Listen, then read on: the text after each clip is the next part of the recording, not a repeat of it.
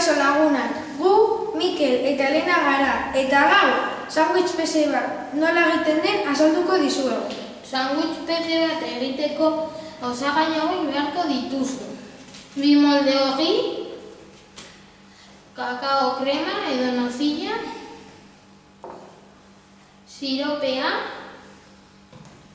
txoko crispiak eta ene kondentsatua.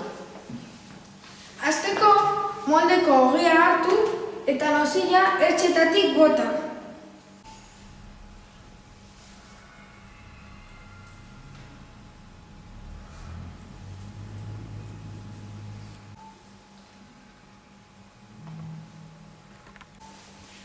Gero, txoko crispiak bota.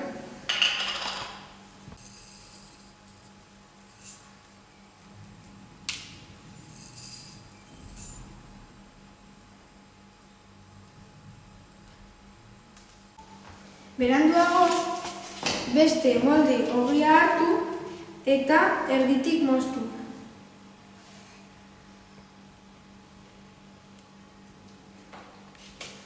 Honela. Behin ogia moztu duzula, puntutxoa jarri siropearekin.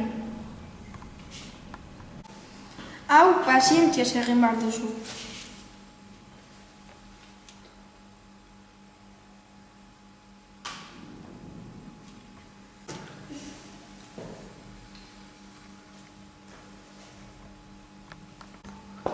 Bukaera dena ondo prestatuko dugu.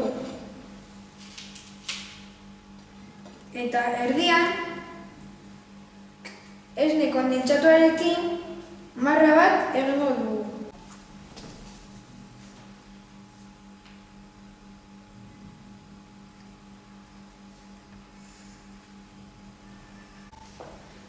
Sandwich pezearen nutrizio ezaugarriak hauek dira. Kaltzioa du eta hori oso ona da hezurrentzat. E-bitamina ere badu. Orduan gorputza regulatzen lagunduko dizu. Fosforoa duenez buruarentzat ona da. Karbohidratoak ere baditu. Orduan energia gehiago emango dizu. Nocillak koipea du. Orduan askoz energia gehiago emango dizu, baina kontuz, asko janez gero gizendu egingo zara.